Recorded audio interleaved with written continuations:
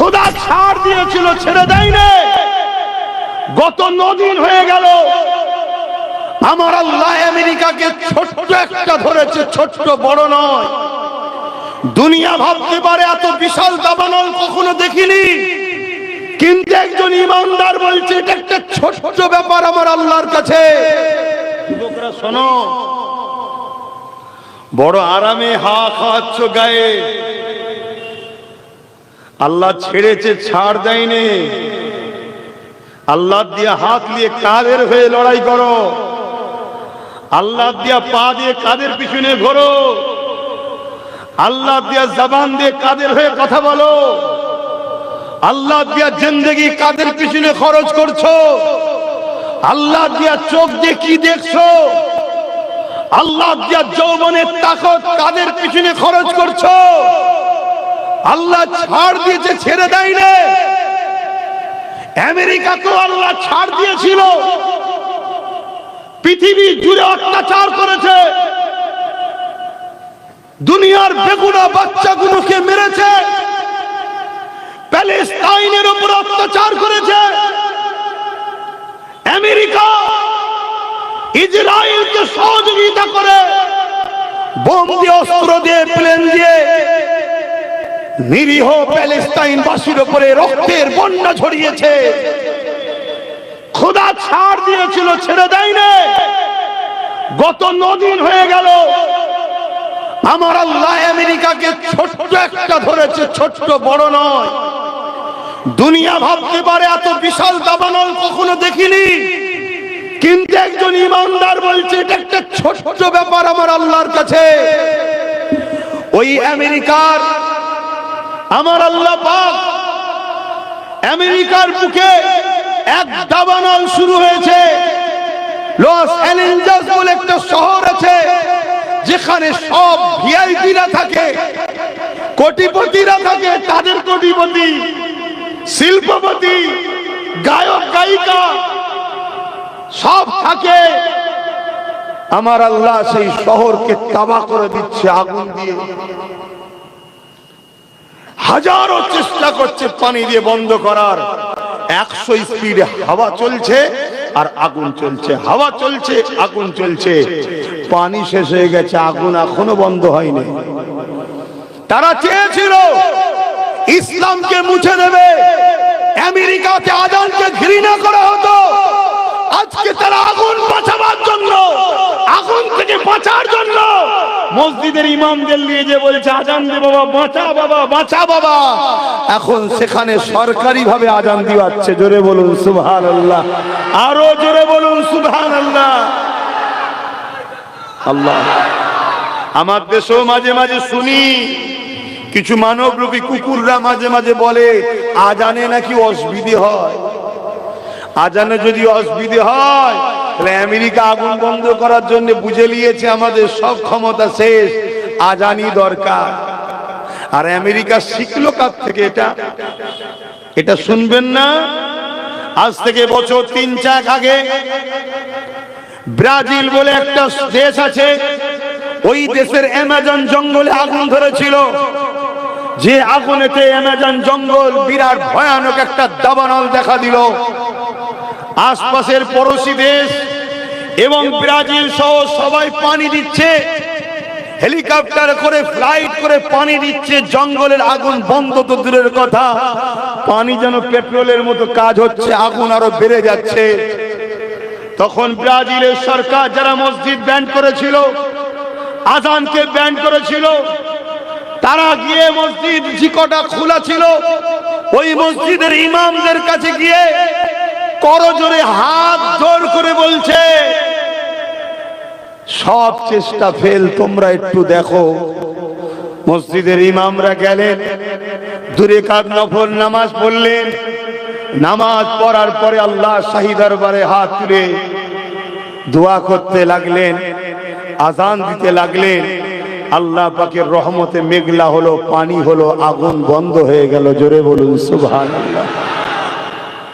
আমরা ইনসাফ পরায়ণ মানুষ, আমরা মানবতা প্রেমিক মানুষ, কিন্তু রক্তে গোস্তে তৈরি প্যালেস্টাইনে সেই বাচ্চাদের কান্না, প্যালেস্টাইনে সেই মায়েদের আর্তনাদ, প্যালেস্টাইনে সেই বেগুনা বাচ্চাদের চিৎকার আজকে আমাকে বুঝাচ্ছে, বাধ্য করছে। আমেরিকায় যারা আজান দিচ্ছে, আমার মনে হয় এদের আজান আজকে কাজে লাগবে না, কারণ আল্লাহ যখন ধরেছে এর একটা শেষ দেখে ছাড়বে, এটা আমার ঈমান গাওয়া দিচ্ছে।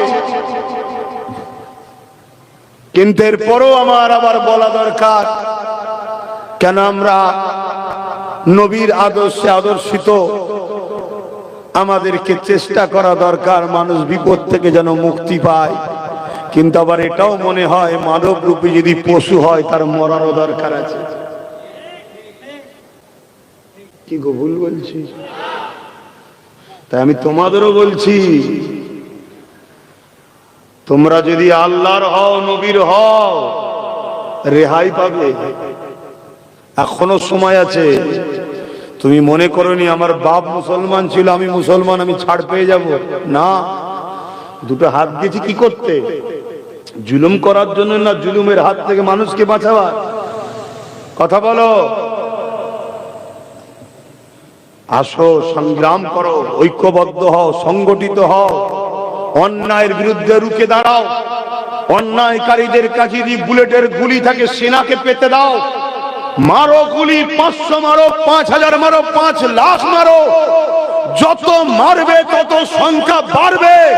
একদিন তোমাকে মিটবে, তোমাকে মিটিয়ে দিয়ে এই সমাজে শান্তি প্রতিষ্ঠিত আমরা করবো, এই অঙ্গীকারবদ্ধ আমাদের হতে হবে।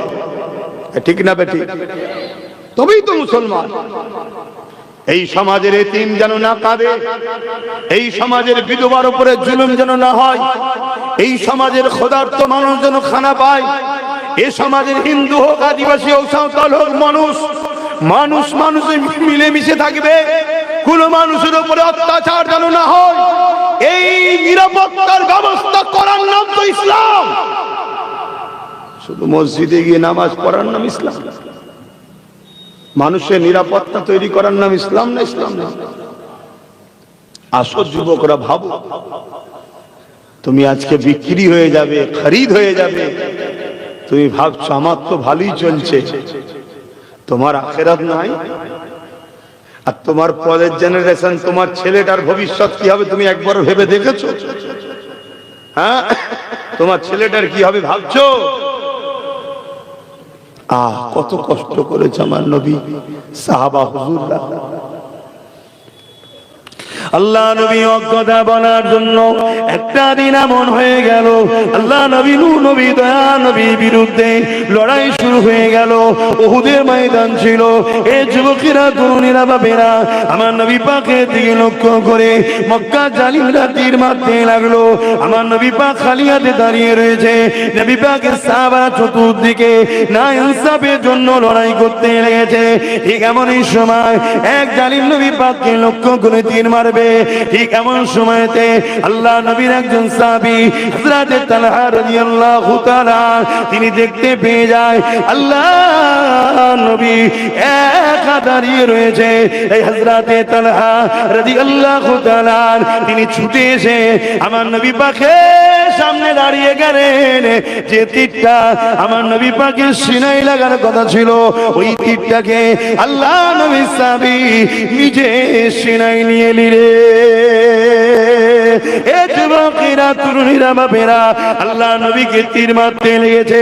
হযরত সাহাবী নবীর সামনে দাঁড়িয়ে আছে। একটা, দুটো, তিনটে, চারটে, পাঁচটা, ছটা, 10টা, 20টা, 20টা, 30টা, 50, 79 থেকে 80টা তীর আমার নবী পাককে লাগার কথা ছিল। সাহাবী নিজের সিনাতে পিঠে লাগিয়ে নিল। এমন সময় সাহাবী জমিনের দিকে টলে পড়ছে। নবী পাকের সাহাবারা আগিয়ে এসে ওই জালিমদেরকে হটিয়ে দিয়ে আমার নবী পাককে ঘিরে ফেললে। আল্লাহ নবীকে বলতে লাগলে, ইয়া রাসূলুল্লাহ, হাবিবাল্লাহ, হুজুর আপনি কেমন আছেন? আল্লাহ নবী বলতে লাগলে, এ আমার সাহাবী রে, এ আমার সাহাবা রে, আমি মুহাম্মদ ভালো আছি, তবে আমার তালহাকে দেখো না গো, আমার তালহার খোঁজটা নাও না গো। তালহা আমার ভালোবাসায় নিজেকে কুরবান করে দিল, এ সাহাবীর খোঁজটা নাও না। সাহাবা হুজুররা আগিয়ে গিয়ে হযরত তালহাকে জিজ্ঞাসা করে, ও ভাই তালহা তুমি কেমন আছো? হযরত তালহা বলছে, একটা খুশি সংবাদ আছে আর একটা একটা দুঃখের সংবাদ আছে। খুশির সংবাদ কি? হযরতে তালহা বলতে লেগেছে, আমি আমার জানটা আল্লাহর জন্য দিয়ে দিলাম, নবীর প্রেমে দিয়ে দিলাম, এই জন্য আল্লাহ আমার জান এখনো বেরোয়নি, যাবার সময় হয়ে গেছে, কিন্তু আল্লাহ আমাকে জান্নাত দেখাতে লেগেছে। আরো জোরে বলুন সুবহান। দুঃখের খবর কি রয়েছে? হযরতে তালহা বলতে লাগলে, আল্লাহ আমাকে একটা জান দিয়েছিল, আমি আমার নবীর জন্য দিয়ে দিলাম, আল্লাহ যদি আমাকে 100টা জান দিত, আমি নবীর জন্য 100টাই জান দিয়ে দিতাম। আরো জোরে বলুন সুবহান।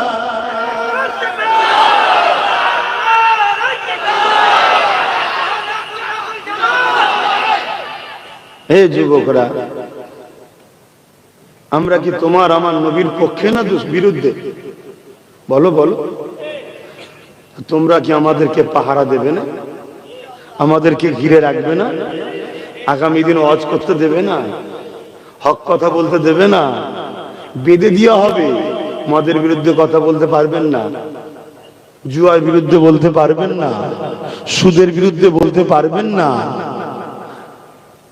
ইসলামের যে হক না হকের যে লড়াইয়ের ইতিহাস আছে বলতে পারবেন না। শুনছেন না?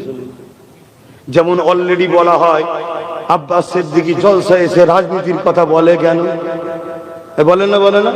আচ্ছা, ইসলামের রাজনীতি আছে না নাই? আমি মুসলমানকে জিজ্ঞেস করছি, আছে না নাই? কারা কারা বলছেন ইসলামের রাজনীতি আছে? একটু হাত তুলে দেখাবেন। আলহামদুলিল্লাহ। তাহলে যারা বলে বলা যাবে না, তারা কি চাইছে? ইসলামের এই পাঠটাকে বন্ধ করতে চাইছে না চাই না? তো কালকে তো বলবে মদের বিষয়ে বলবেন না কেন? মদ কোম্পানি টাকা দেবে, যাতে সরকার চলে। তো মদ কোম্পানি বলবে, সরকার তোকে টাকা দিচ্ছিস, তোর রাজ্যে তোর দেশে মদের বিরুদ্ধে ওয়াজ হবে কেন, বন্ধ কর। তাহলে বলুন মদের বিষয়ে বলতে পারবো আগামী দিন? কিন্তু তোমরা যদি লাখ লাখ যুবক পিছনে দাঁড়িয়ে বলো ভাইজান আছি, চালিয়ে যান, শুধু বলবো না, আগামী দিন বড় বড় লাঠি নিয়ে বেরোবো মদের ফ্যাক্টরি ভাঙার জন্য। শুনছেন না শোনেন নে? হ্যাঁ, বেরোতে হবে। কেন? মদের কারণে রেপ হচ্ছে, মদের কারণে খুন হচ্ছে, মদের কারণে যুব সমাজ ধ্বংস হচ্ছে, মদের কারণে ডিভোর্স হচ্ছে, মদের কারণে অ্যাক্সিডেন্ট হচ্ছে, মদের কারণে লিভার কিডনি চলে যাচ্ছে। না থাকবে বাঁশ, না থাকবে বাঁশুরি, না থাকবে ফ্যাক্টরি, না থাকবে মাতাল, না হবে অ্যাক্সিডেন্ট, না হবে দুর্নীতি, না হবে নারী ডিভোর্স, না হবে কিডনি শেষ। এ বন্ধ দরকার আছে না? মোহাম্মদ নবীর উম্মত দাবি করো, মাতালদের পক্ষে সাপোর্ট করো। আমার অসুবিধা আমাকে তো ইসলাম বলতে নিয়ে এসেছে না, আপনারাও বলছেন এসব কথা বলা যাবে না। আমি বুঝতে পারছি বলা যাবে তো, আবার আপনারা আমার বিরুদ্ধে লেগে যাবেন নাকি? আচ্ছা, সবাই যদি আমার বিরুদ্ধে লেগে যায় তাহলে কি বলা বন্ধ? আরো জোর বলবো। আমি খুব জেদি ছেলে ভাই, যেখানে বলবে সুই ঢুকবে না ওখানে ফাল ঢুকিয়ে ছাড়বে। কথা বুঝছেন না? বোঝেন না? হ্যাঁ, ট্রাই করে দেখুন, ট্রাই করে দেখুন। আমার লাইফে তো সব সময় তো আপনারা আমার সাথে আছেন। কি আছেন তো নাকি? আগে ছিলেন না? সব সময় দেখেছেন তো আমাকে। চেঞ্জ হয়ে গেছে নাকি? বিক্রি হয়ে গেছি? খুব ভালো তারে বোঝেন বাপ আমার, ভাই আমার, খুব ভয়ানক দিন আসছে। তুমি কি চাও তোমার বোনটা ডিভোর্স হোক মদের কারণে? তুমি কি চাও তোমার অ্যাক্সিডেন্টটা হোক মদের কারণে? তুমি খাওনি কিন্তু অন্যজন খেয়ে গাড়ি চালাচ্ছিল। কিছুদিন আগে শুরু হয়েছিল আবার কি ফু দাও ফু, কি চেক হচ্ছে বলছে মদ খেয়েছে কিনা। হাই রে কপাল, ওখানে দোকান খুলে রাস্তায়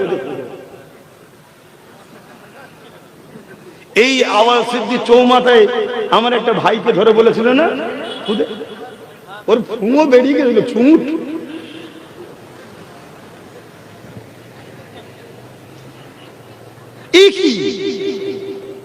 টোটাল ব্যান্ড করে দেবে। কি তা করবেন না? মোটা ইনকাম আছে, মাসে মাসে মা বোনেদের দিতে হবে 1000 2000 করে। মদ থেকেই তো টাকা টাকা দিচ্ছে আমার মাকে। আর আমার নামাজি পড়া মা, কোরআন পড়া মা খেয়ে আগে ফজর পড়তো, এখন ফজরে ঘুমোচ্ছে।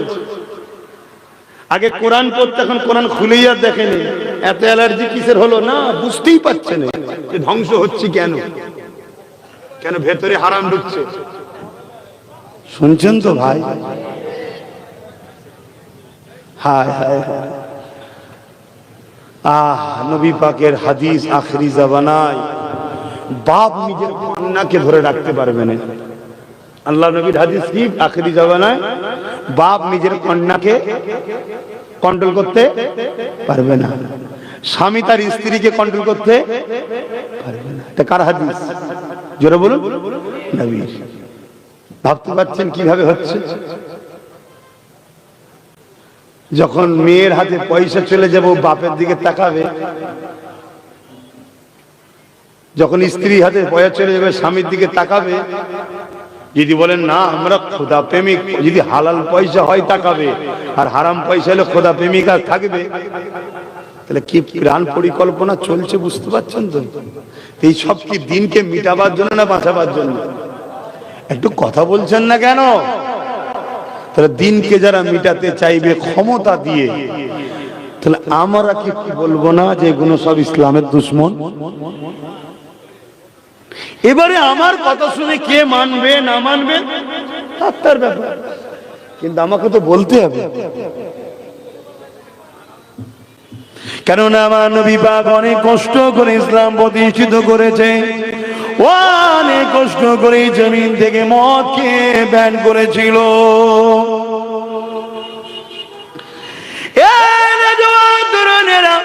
আল্লাহ নবী মদকে ব্যান করে দিয়েছিলেন। আল্লাহ কোরআনে আয়াত নাযিল করে দিয়েছিলেন মদ তোমাদের জন্য ক্ষতিকারক, এজন্য আল্লাহ হারাম করে দিল। আমার নবী পাক যখন এই ঘোষণা করে দেন, আল্লাহ পাক আয়াত নাযিল করে দিয়েছে মদকে আল্লাহ হারাম করে দিয়েছে। এ নওজোয়ান তরুণেরা বাপেরা, সঙ্গে সঙ্গে দেখা যায় এই রকম করে মদিনা মক্কার ড্রেনগুলো দিয়ে বর্ষার সময় যেমন পানির স্রোত যায়, ওইভাবে মদ যেতে লেগেছে। অর্থাৎ যা যেখানে ভাঁড় ছিল মদের যা ছিল সব কিছু ভেঙে দিয়েছে। এমনকি কোন সাহাবী হুজুররা বলতে লেগেছে, আমরা দেখতে লেগেছি অনেকে মদের পাত্র মুখের গোড়ায় নেমেছিল, যেই কানে গেছে নবী বলেছে হারাম, অমনি ফেলে দিয়েছে। অনেকে মুখের মধ্যে দিয়েছে, ঢোক এখনো গেলেনে, যেই বলেছে হারাম উগলে দিয়েছে।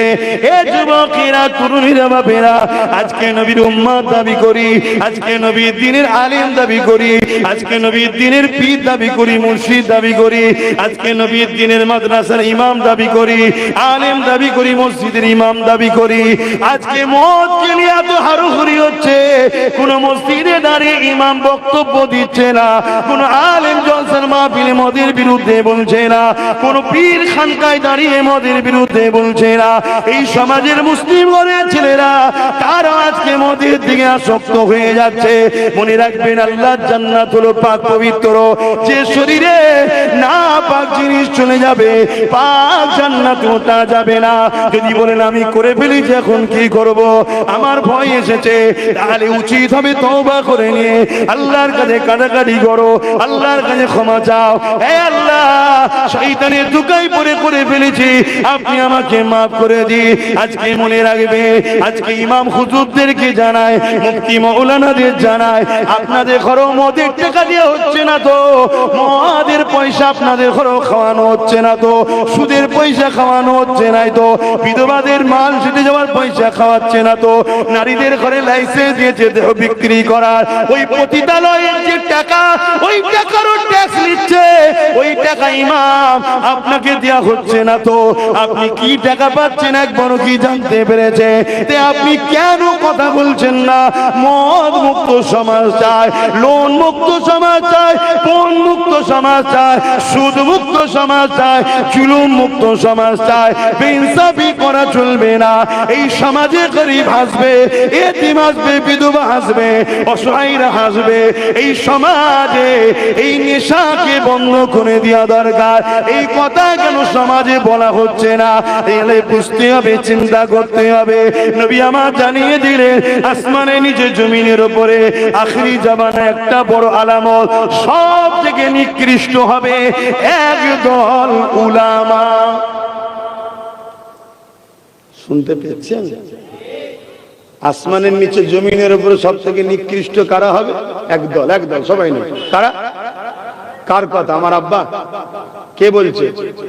নয়া দয়াল নবী বলছে। আমাদেরকে একটু বুঝে বুঝে চলা দরকার আছে না? আমার রস শুনছেন তো আপনারা সব? কারো কষ্ট হচ্ছে?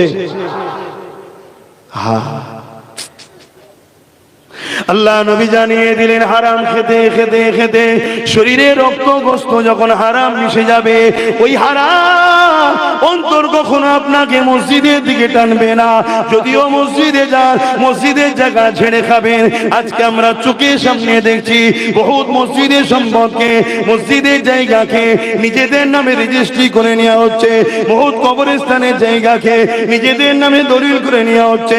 বহুত মাদ্রাসার জায়গাকে নিজেদের নামে লিখে নেওয়া হচ্ছে। এ যুবকের আল্লাহ নবী জানিয়ে দিলেন ওই হারাম শরীরের মধ্যে ঢুকে যাওয়ার জন্য আস্তে আস্তে আপনাকে গান ভালো লাগবে, যাত্রা ভালো লাগবে, জুয়া ভালো লাগবে, মসজিদ মাদ্রাসা কোরআন তিলাওয়াত ওয়াজ মাহফিল ভালো লাগবে না। শত শেষ আপনার পরিণাম কি হবে? মরণের সময় জবান দিয়ে কলেমা বেরোবে না। আপনি বেঈমান হয়ে মারা যাবে। বেঈমান হয়ে যারা মারা যায় ওদের কবরে আল্লাহ 99টা সাপ দেবে। এ যুবকরে দে আল্লাহকে ভয় করো। যদি কোনো কেউ মনে করে যখন মারা যাবে তখন দেখা যাবে, না না না, কাল সূর্য উঠবে তুমি আমি না উঠতে পারি। এই সাবধান সতর্ক করে দিয়ে যাচ্ছি, আল্লাহকে ভয় করো। হারাম দ্রব্য খেও না, এতিমের মাল ছেড়ে খেও না, গরিবের মাল ছেড়ে খেও না, মসজিদ মাদ্রাসা সম্পদ খেও না, জুয়া জিনা ব্যভিচারী সুদ খুদ মদের জিনিস খেও না, হারাম দ্রব্য খেও না। কোন জিনিস খাবার আগে 100 বার জানা দরকার এই খাদ্যটা হারাম না হারাম। যদি পরনার জামা একটা হারাম হয়ে যায় খুলে ফেললে মিটে যাবে, কিন্তু ভেতরে যদি হারাম চলে যায় ওই রক্তটাকে তুমি কি করে চেঞ্জ করবে? আমার মনে হয় সংক্ষেপ করে দেওয়া ভালো। আপনাদের মন টন খারাপ মনে হয়? হ্যাঁ, সংক্ষেপ করে দিন না। মাহফিলটা হচ্ছে বেশ ভালো সুন্দর জায়গায়। শেষকালে তোমরাই যদি বলো ওই হুজুর সামনে বছর এলে আর মাহফিল হবে না, আর আজগার বা কিছু ছেলে আছে পাগলগুলো তো আমাকে ছাড়া করবো না, এক জ্বালার ব্যাপার। এই বছরে এই এলাকা থেকে তোমাদের এই অশোকনগরে 4-5টা জলসা করতে গেছে, 2026-এর জলসা করতে গেছে বা 25-এর শেষের দিকে। আমাদেরকে জিজ্ঞেস করলাম গত বছর কে গেছিল রে? বলছে আপনার দাওয়াত পাইনি তাই জলসা বন্ধ রেখেছিলাম। আমি সে কিরম কথা? গ্রামে বাৎসরে এটা জলসা হলে বালা মুসিবত তো দূর হবে। বলছে না, বালা বেড়ে যাবে। আমি তার মানে বলছে যাকে নিয়ে যাবো দেখা যাবে সে আপনার বিরুদ্ধেই বলবে। অতএব যে এক কাঠটা হয়েছি কষ্ট করে, এই এক কাঠটার ভাগল লেগে লাভ নেই। এই আগেকার যুবকরা এরকম একসাথে বসতো? আমি অহংকার করছি না, সত্যি করে বলেন তো এভাবে বুঝতো? উত্তর 24 পরগনার যুবকের সঙ্গে অন্য কোন জেলাদের যুবকদের বন্ধুত্ব ছিল? কোন সম্পর্ক ছিল? আর আজকে খেয়াল করে দেখুন, সব জায়গায় একে অপরের সঙ্গে যোগাযোগ আছে, বন্ধুত্ব আছে। তবে এই বন্ধুত্বটাকে সামান্য কিছু অর্থের জন্য আবার ফাটল ধরাবার চেষ্টা চলছে। করবে? খুব সাবধান। যদি তোমাকে কেউ কিছু দেয় আর বিনিময়ে যদি তোমাকে কেউ গোলাম বানাতে চায়, তুমি গোলাম হতে রাজি? এটুকু লিবার আগে দেখো গোলাম হচ্ছ না তো। এটা শুধু মাথায় রেখে দিও, গোলাম বানাচ্ছে না তো। গোলাম অন্যায় দেখলেও চুপ থাকতে হবে, কেন আমার মনিব করছে। গোলাম কি? অন্যায় দেখলেও চুপ থাকতে হবে, কেন আমার মনিব করছে। আর গোলাম তো সে নয় যে অন্যায় দেখলেও বলবে। আমাদেরকে আমার আল্লাহ ও রাসূল শিখিয়েছে, অন্যায় যদি তোমার ভাইও করে তার বিরুদ্ধেও কথা হবে, ঠিক না বেঠিক? হ্যাঁ, এটাই হবে ইমানের পরিচয়। তো যাক, আসেন একটু সালাত ও সালাম দিয়ে নি। হে নবী সালাম।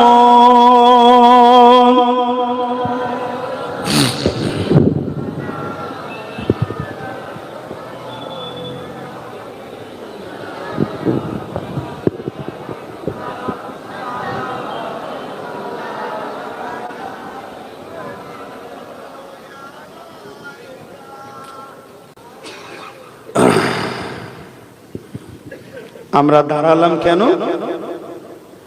বলুন? হুজুর পাক সাল্লাল্লাহু আলাইহি ওয়াসাল্লামকে সালাম দেব। তো দরুদের বেলায় দাঁড়াই না কেন বলুন? আমি প্রায় জায়গায় বলেছি, দরুদের বেলায় দাঁড়াই না কেন? দরুদ পড়লে নেকি হয়, তো নেকি বসে বসে নেওয়া যায়, কিন্তু দাঁড়িয়ে সালাম দিই কেন? আমরা সালাম দিলে দয়ার নবী জবাব দেবে, জবাবটা আমরা আদবের সাথে দাঁড়িয়ে দাঁড়িয়ে নেব। জোরে বলুন সুবহানাল্লাহ। একজন কেউ সম্মানীয় কিছু আপনাকে দিচ্ছে, আপনি বসে বসে নেবেন? দাঁড়িয়ে দাঁড়িয়ে নেবেন। তো আমার হুজুর জবাব দেবে, আমরা বসে বসে নেব, দাঁড়িয়ে দাঁড়িয়ে নেব। এটা আদবের ব্যাপার, এতে মাসলা ফতোয়ার ব্যাপার নয়, এটা সিনার ব্যাপার। ফতোয়া মাসলা এখানকার ব্যাপার। এ হাজারো প্রশ্ন করে, একে জিজ্ঞেস করুন আমার নবীর মেয়েরাজ হয়েছে, একে জিজ্ঞেস করুন আমার নবী এরম চোখ থেকে আলো মারে, ওইসব চমক চমক করছে আলোগুলো, একে যদি জিজ্ঞেস করেন থাক থাক জামান নবীর মেয়েরাজ হয়েছে, সবাই নিজের ব্রেনকে জিজ্ঞেস করুন জামান নবী মসজিদে আকসা, বাইতুল মুকাদ্দাস থেকে মসজিদে আকসা প্রায় 1 মাসের যাতায়াতের রাস্তা। ওখান থেকে প্রথম আসকান, ওখান থেকে দ্বিতীয়, তৃতীয়, চতুর্থ, পঞ্চম, সপ্তম, ষষ্ঠম, সপ্তম সিদরাতুল মুনতাহা, আল্লাহর আরশ, আল্লাহ দিদার করিয়ে কথাবার্তা বলে রাতের সামান্য সময়ের মধ্যে নবী আবার ঘরে এসেছে। ব্রেনকে জিজ্ঞেস করো তো, ব্রেন কি বলবে? এই ব্রেন মেনে নেবে? ব্রেন বলবে এটা যুক্তির বাইরে, এটা হয় কখনো? কি করে হতে পারে? 1 মাসের রাস্তা, এতটা আসমান, এত দূর, যে আসমানে উর্ধ্ব জগতের দুটো জায়গা আছে, একটা জায়গা আছে বিশাল গরম, যা যাবে গলে যাবে, একটা জায়গা আছে এত ঠান্ডা যা যাবে বরফ হয়ে যাবে। কি করে যায়, হয় কি করে? আর দিলকে জিজ্ঞেস করো, যেমন নবী গেছে আল্লাহ লিগেছে, দিল কি বলবে? বিনা প্রশ্ন বিনা বাধায় অবশ্যই গেছে। জোরে বলুন সুবহানাল্লাহ। কেন? প্রেমের কাজ করছে, ঠিক না? এই তো প্রেম বোঝে, এই অত দলিল টলিল মশলা টসলা ফতোয়া টতোয়া বোঝে না। সারেকে দিকে তোদের কথা, আমার নবী গেছে, আমার আল্লাহ লিখেছে, এটাই বলবে। আর এ কি বলবে? কি করে হতে পারে? কি করে হতে পারে? বরফ হয়ে গেল নি, আগুনে গরম হয়ে গেল নি, হাজারো প্রশ্ন তৈরি করবে। এজন্য এখানে শরিয়ত থাকে, এখানে ঈমান থাকে, এখানে দিন থাকে, এখানে ঈমান থাকে। এটা প্রেমের ব্যাপার। এখান থেকে আমরা দাঁড়াই, এখান থেকে নয়। কথা কিছু মাথায় ঢুকছে? আখরি জামানা সব থেকে বড় ফিতনা হলো মুনাফিক উলামা, যারা আমাদের ঈমানকে লুটে নিচ্ছে, যারা আমাদের ঈমানকে লুটে নিচ্ছে। এই যুব সমাজগুলোকে নবীর কথা বলে এদেরকে তো পরিবর্তন করব নাকি? নবীর ভালোবাসা দিয়ে তো পরিবর্তন করব। মুনাফিকরা চাইছে নবীকেই উড়িয়ে দাও। কেউ বলছে নবী নাউজুবিল্লাহ রাখাল ছিল, কেউ বলছে নবী আমাদের মতো মানুষ ছিল, কেউ বলছে রাসূল ভিখারির বাচ্চা ছিল, কেউ বলছে রসুল পাক সাল্লাল্লাহু আলাইহি ওয়াসাল্লাম আলিফ বেতে সে জানতো না, কেউ বলছে রসুল মরে গেছে, কেউ বলছে রসুলের মেরাজ কবে হয়েছিল, কেউ বলছে রসুল 40 বছর আগে নবী ছিল না, কেউ বলছে রসুল পাক সাল্লাল্লাহু আলাইহি ওয়াসাল্লাম ইলমে গায়েব জানে না, কেউ বলছে রসুল মদিনা থেকে দেখতে পাই না। এই কথাগুলো যা শুনলেন এগুলো কি নবীর পক্ষে মনে হচ্ছে না বিরুদ্ধে? তো নবী বলছেন উলামারা হলো আমার ওয়ারিস, তো ওয়ারিস যে হবে সে রাসূলুল্লাহর পক্ষে বলবে না বিরুদ্ধে বলবে? আমাদের সমাজে অনেক দল আছে না, যে দলই বক্তা আছে সে মাইক ধরে কি বলে, আমার নেতা এই করেছে, আমার নেতা ওই করেছে, আমার নেতা এই করেছে, আমার নেতা ওই করেছে, বলে না বলে না? কেন্দ্র থেকে যদি কোনো নেতা আছে কি বলবে, আমার নেতা পুরো পায়খানা ভারতবর্ষে বানিয়েছে, কি বলবে না বলবে না? কি বলবে না বলবে না? যে যার নেতার নাম করছে, ঠিক না বেটি? তাল ওলামা ও ওয়ারাসাতুল আম্বিয়া, যারা নবীর ওয়ারিস হবে তারা নবীর পক্ষে বলবে না বিরুদ্ধে বলবে? তুই কেমন উলামা? কিন্তু এদের পিছনে পৃথিবীর বড় বড় শক্তিদের হাত আছে। এদের বক্তব্য কোন সমাজের মানুষের কাছে সামনে আনা হবে, নেট খুললেই এদের বক্তব্য আগে আসবে, টিভি খুললে এদের বক্তব্য আগে আসবে। কেন?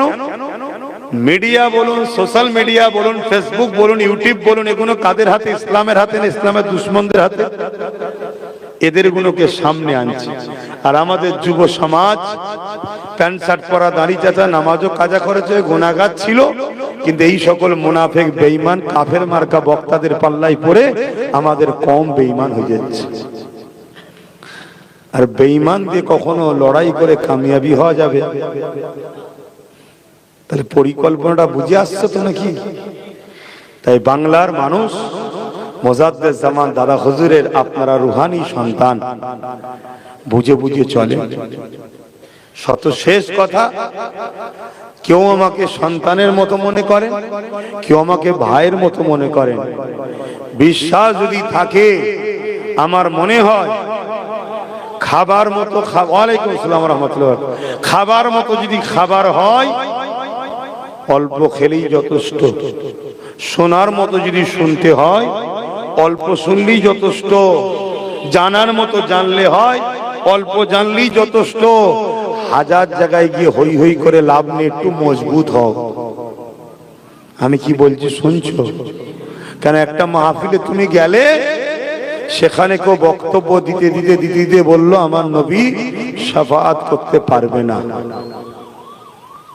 তুমি চুপ করে বসে উঠে চলে এলে, তুমি জানো এই কথাটা চুপ করে প্রতিবাদ না করে চলে আসার জন্য ঈমান চলে যাবে। এই শুনছো তো নাকি? এই শুনছেন না শোনেননি? কি দেখছেন?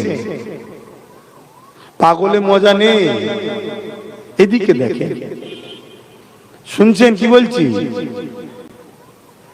তা গুনাহ, এই কথাটা যদি চুপ করে শুনে চলে আসেন, শুধু গুনাহ মাফ হবে তা নয়, গুনাহ হবে তা নয়, ঈমান থাকবে।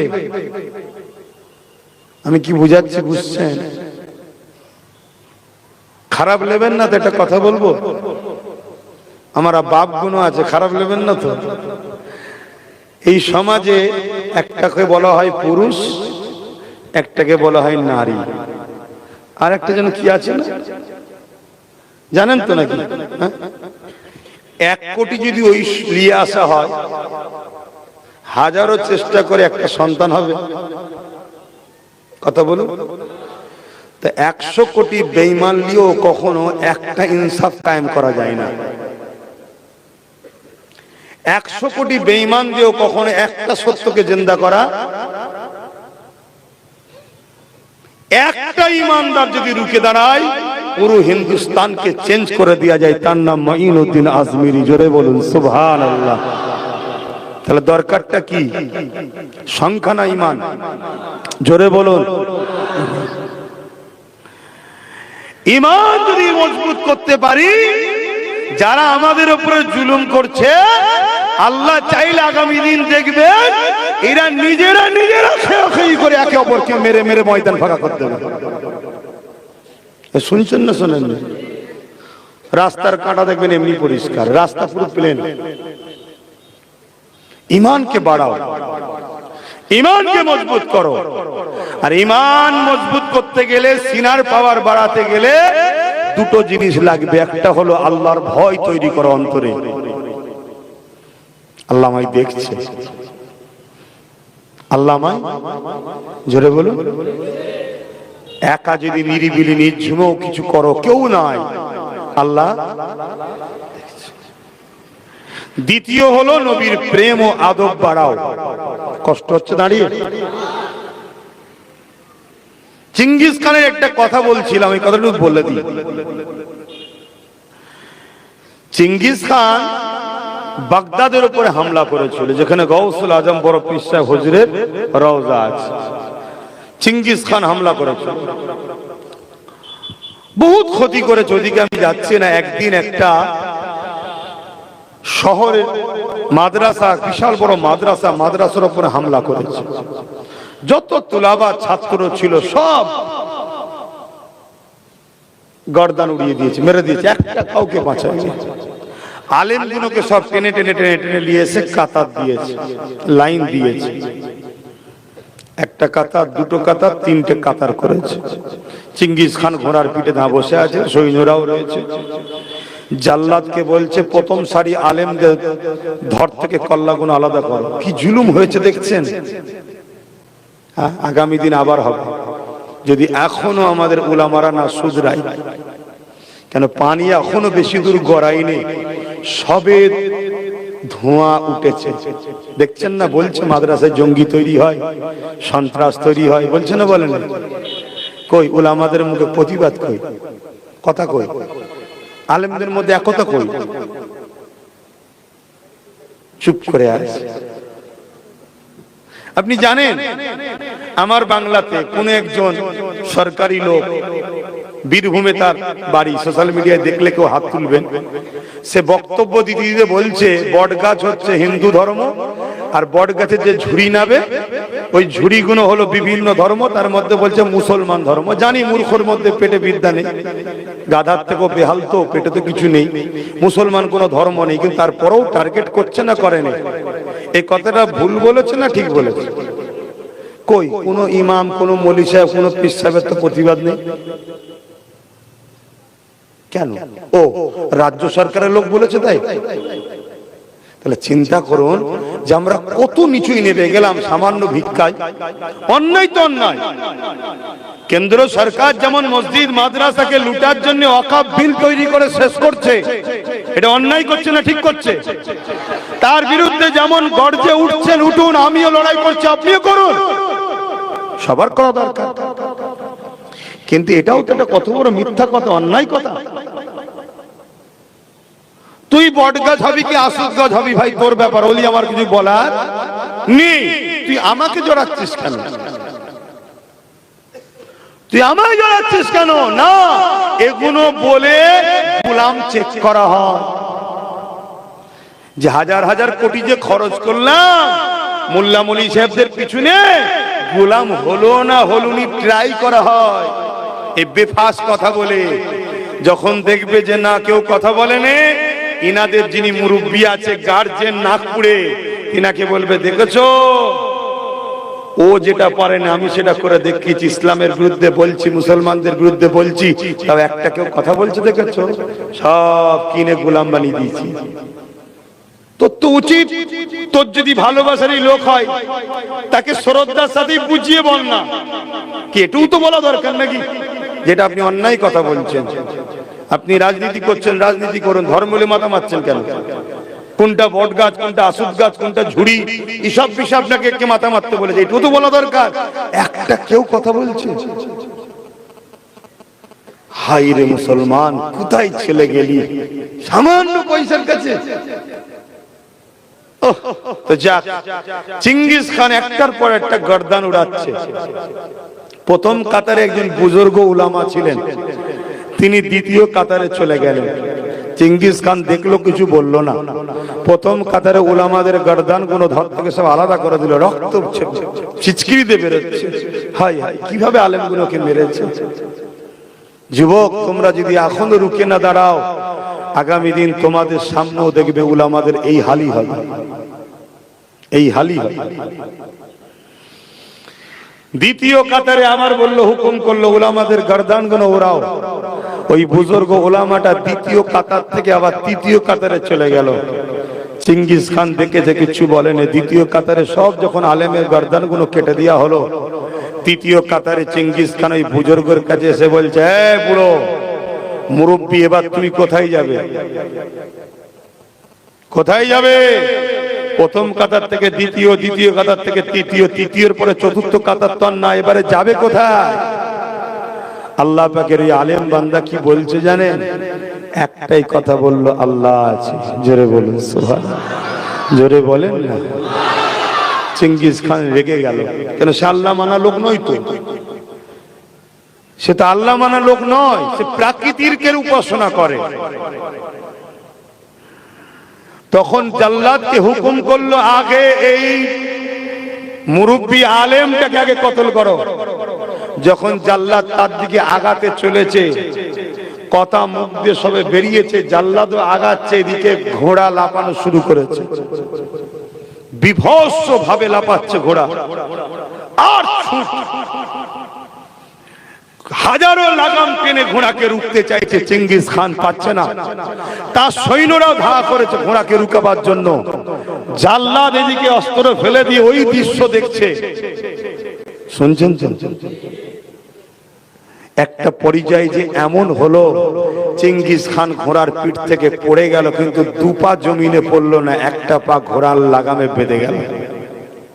ওই যেখানে পা রাখে, ওই পাদানিতে একটা পা বেঁধে গেছে, আর একটা পা দিয়ে পড়ে গেছে জমিনে, মাথায় একটার পর একটা পাথরে লাগছে, ঘিনু বেরোচ্ছে, মাথার খুলি ছিটকে যাচ্ছে। ঘোড়া ততক্ষণ পর্যন্ত ছুটেছে যতক্ষণ না চিঙ্গিস খান মরেছে। কি বুঝলেন? বললেন না সুবহানাল্লাহ? এসব কার ক্ষমতা? একটা জালিমকে পৃথিবী থেকে মিটাতে আল্লাহ সময় লাগে, কিন্তু জালিম আল্লাহ পাঠায় কেন? আমাদের পরীক্ষা লিবার জন্য, আমাদের পরীক্ষা লিবার জন্য। যারা সত্যিকারের মুমিন হবে, তারা যত বড়ই জালিম হোক তাকে ভয় খাবে না, ভয় করবে কাকে? আল্লাহকে। কেন? আল্লাহ পৃথিবীর সব থেকে সুপার পাওয়ার আমেরিকা তার দাদাগিরি কাটিয়ে দিয়েছে, সে এখন পেরেশানের মধ্যে আছে। শুনছেন তো নাকি? সেই জায়গাতে আমাদেরকে মাথায় রাখতে হবে যে যতই শক্তিশালী হোক, আল্লাহ শাইউন কাদির, সর্বশক্তিমান, তাকে ভয় করতে হবে, তার কি অন্তরে ভয় রাখতে হবে। আর যার ভয়, আল্লাহর ভয় যার অন্তরে আছে, দুনিয়ার কোন শক্তি সে ভয় করবে না। এটা মাথায় থাকবে তো নাকি? আসুন আমি আর একটা কথা জিজ্ঞেস করবো দাঁড়িয়ে দাঁড়িয়ে। কেন্দ্র সরকার ক্ষমতার জোরে, মিলিটারি, পুলিশ, রাজ ক্ষমতা আছে, ওয়াকফ সংশোধন বিলের নামে আইন তৈরি করে মসজিদ মাদ্রাসাকে শেষ করার পরিকল্পনা করছে। আপনারা খবর পেয়েছেন না পাননি? তা আপনাদের এই এলাকায় যদি কোনো জায়গায় কেন্দ্র সরকারের এই চক্রান্তের বিরুদ্ধে প্রতিবাদ সভা ডাকি, আপনারা খবর পেলে একটু সারা পাবো তো নাকি? হাত তুলে আল্লাহকে সাক্ষী রেখে বলছেন তো? আলহামদুলিল্লাহ। আগে 21শে জানুয়ারিটা হয়ে যাক কলকাতায়, তারপরে ডাকবে, এখন না। জানেন তো 21শে জানুয়ারি কলকাতায় প্রোগ্রাম হচ্ছে এই ওয়াকফের কি বলে কেন্দ্র সরকারের চক্রান্তের বিরুদ্ধে প্রতিবাদ, আরো অনেক বিষয় আছে। তো সেই জায়গাতে আমি একটা বিষয় আপনাকে আরেকটা জিজ্ঞেস করছি, তাহলে কেন্দ্র সরকার ভুল করছে, আমরা প্রতিবাদ করব, ঠিক না বেটি? কেন? সে আমার ধর্মের বিরুদ্ধে কথা বলুন চেষ্টা করছে। আচ্ছা, রাজ্য সরকার যদি ক্ষমতার জোরে আমার ধর্মের পিছনে লাগে, প্রতিবাদ করবেন না? করবেন না? আমি ঠিক আওয়াজটা শুনতে পেলাম। কারা কারা বলছেন সাক্ষী দেবে? হাত লম্বা করে তুলে তো নাকি? এখানে একে অপরের পাশে একটু দেখা দরকার আছে, আছে তো নাকি? আপনারা কি জানেন রাজ্য সরকার মাদ্রাসার সিলেবাস থেকে কোরআনকে তুলে দিয়েছে? একটু বলুন জানেন হ্যাঁ কিনা? একটু বলুন জানেন হ্যাঁ কিনা? জানেন। অনেকে বলছেন জানেন, অনেকে বলছেন জানেন না। কিন্তু কেন্দ্র সরকার যেটা করছে এটা আমরা সবাই জানি, তাই না? কেন? কেন এই বাংলায় বহুত উলামারা দেখছি কেন্দ্র সরকারের বিরুদ্ধে কথা বলছে, রাজ্য সরকার কোরআন তুলে দিয়েছে এর বিরুদ্ধে কথা বলেন। এই ঠিক না বেঠিক? এর কারণ কি? কেন্দ্র সরকার ওই উলামাদের ঘরে টাকা দেয় না, রাজ্য সরকার দেয়, তাই ওর বিরোধী করে না। তাহলে এই উলামাগুলোকে যদি আগামী দিন কেন্দ্র সরকারও টাকা দেয়, এরা কি মনে হয় কেন্দ্রের বিরুদ্ধে কথা বলবে? তাহলে এরা আল্লাহর পক্ষে লড়ছে না টাকার পক্ষে? এটা মাথায় ঢোকান। ওই যে নবী বললেন খায়রুল উলামা শাররুল উলামা, সবচেয়ে বড় ক্ষতি যদি এই উম্মতের কেউ করে থাকে, এক শ্রেণীর গাদ্দার মুনাফিক উলামারা করেছে উম্মতের ক্ষতি। আমাকে আপনারা খারাপ বলেন আর যাই বলেন, আমি হক কথা বলবো, সব থেকে বেশি আপনাদের ক্ষতি করেছে এক শ্রেণীর গাদ্দার উলামা মুনাফিকরা আপনাদের ক্ষতি করেছে। যতটা ক্ষতি না প্রকাশ্য দুশমনরা করছে, তার থেকে বেশি ক্ষতি ছদ্মবেশী বক্তা সে যে মুনাফিক সে যে আমার কওমের মধ্যে আছে, এরা সবচেয়ে বড় ক্ষতি করেছে। আরে ও যখন ইসলামের বিরুদ্ধে তার প্রতিবাদ যেমন করছো, একেও তো ইসলামের বিরুদ্ধে প্রতিবাদের দরকার আছে না? না, যদি এর পরেও তোমাদের কারো মনে হয় যে না একে আমাদের ভালো লাগে, তো ভালো যখন লাগে ভালোবাসা একতরফা হয় না দুতরফা হয়, তো ও তোমাকে ভালোবাসে কি চেক করার দরকার আছে না? না, তা তুমি যে বলো আমরা তো সবাই আপনার পাশে আছে, আপনি মাদ্রাসা থেকে কোরআন তুলছেন কেন? আপনি কোরআনকে রাখেন, কোরআনের পিছনে লাগছেন কেন? এটা বলা দরকার আছে না? না, এইটুকুও বলছিস না, তাহলে কি বুঝলেন? যে তোকে আমি পয়সা এমনি দিচ্ছি, কোরআনকে মিটাবো বলেই তো পয়সা দিচ্ছি। তাহলে ওরও লক্ষ্য ইসলামকে মিটাও, এরও লক্ষ্য ইসলামকে মিটাও। তো এই জায়গায় দাঁড়িয়ে থেকে কে বলবে না বলবে ও চিন্তা আমি করিনি। কেন? মুজাদ্দিদ আল-পেসানি হতভাগা আকবর যখন কোরআনের বিরুদ্ধে বলেছিল, দ্বীনে ইলাহি বার করেছিল, মুজাদ্দিদ আল-পেসানি আকবরের বিরুদ্ধে লড়াই করেছিল, বিশাল এক ময়দানে যুদ্ধের ডাক দিয়েছিল হতভাগা আকবর। আকবরের পিছনে মিলিটারি ছিল, সেনা ছিল, পুলিশ ছিল, বড় বড় মুফতি, মাওলানা, পীর, পীরজাদা, দরবেশ সব আকবরের বিরুদ্ধে এই পক্ষে। আর মুজাদ্দিদ আল-পেসানির পিছনে গোটা কত আলেম উলামার গরিব শ্রেণীর মানুষরা, আল্লাহকে যারা ভয় করে, সব হযরতে মুজাদ্দিদ আল-পেসানির পিছনে। আমার আল্লাহ মুজাদ্দিদ আল-পেসানি হুজুর দোয়া করলেন, আল্লাহ এখন যদি সাহায্য না করেন আর কবে করবেন? মুজাদ্দিদ আল-পেসানি হুজুরের দোয়া কবুল হলো, বিশাল তুফান শুরু হলো। হতভাগা আকবর ও তার বাহিনীকে নিয়ে আলেম উলামা যা ছিল সব জাহান্নামে ভরলো। মুজাদ্দিদ আল-পেসানি ও তার সাথীদেরকে আল্লাহ কামিয়াবি বিজয় দিয়েছিল। জোরে বলুন সুবহানাল্লাহ, আরো জোরে বলুন সুবহানাল্লাহ। কি বলছি শুনছেন তো?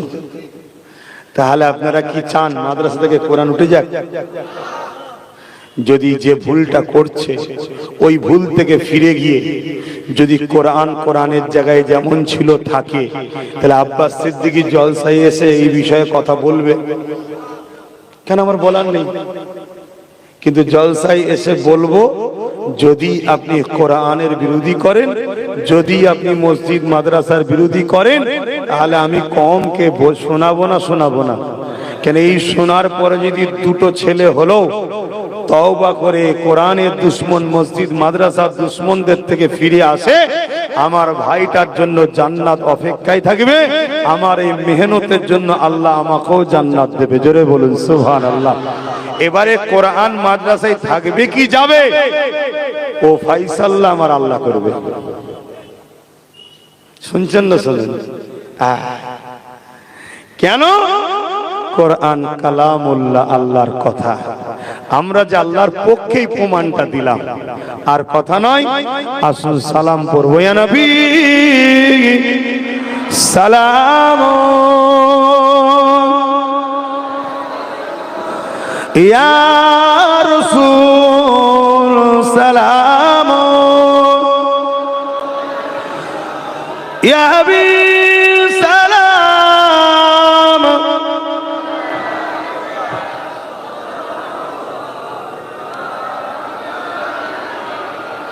কঠিন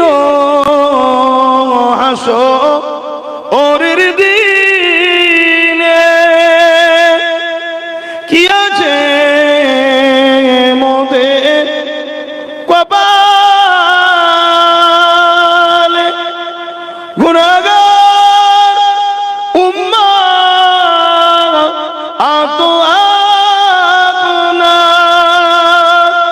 লইবে সঙ্গে মাশারে নবী সালাম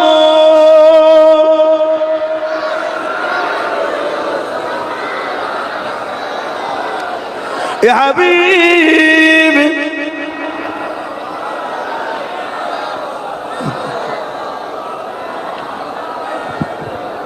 আল্লাহ বসেন বসেন টাইম তো হু করে চলে যাচ্ছে হ্যাঁ বাপজান আমার আর কথা নয় বিসমিল্লাহ সঙ্গে দরুদ শরীফ সূরা ফাতিহা ইখলাস শরীফ পড়ুন দোয়া চাওয়া হবে এই মাহফিল প্রতি বছর হয় আহলে সুন্নাত ওয়াল জামাত থেকে কি গো আপনারা এতে খুশি না বেজার এই মাহফিল হোক প্রতিবারে এই জায়গায় কারা কারা চান একটু হাত তুলে দেখাবেন কোরআনের কথা হোক এটা আপনারা চান আল্লাহ ও রাসূলের কথা হোক আপনারা চান অনেকে তো এই কথাকে মিটাতে চাইছে তাদের বিরুদ্ধে সংগ্রাম করতে পারবেন তো নাকি হাত নাবা তো যদি চান বলেন তাহলে এই মাহফিল হোক কারা কারা চাইছেন সবাই তো হাত তুললেন 50টা ভাই বলুন তো 1000 করে টাকা এই মাহফিলের জন্য দিতে পারবেন মাত্র 50টা লোক এখন থাকে দেবেন নাই পরে দেবেন দেখি হাত তোলেন আমি হাতটা গুনবো দেখি হাত তোলেন হাতটা গুনবো এক হাত থেকে নগদ দিচ্ছেন এই বাবু কি হলো আচ্ছা হাতটা গুনবো একটা দুটো কই হাত লম্বা করবেন তো তিনটে আর কই 4 5 6 7 8 9 10 11 12 13 14 15 16 17 18 19 20 21 22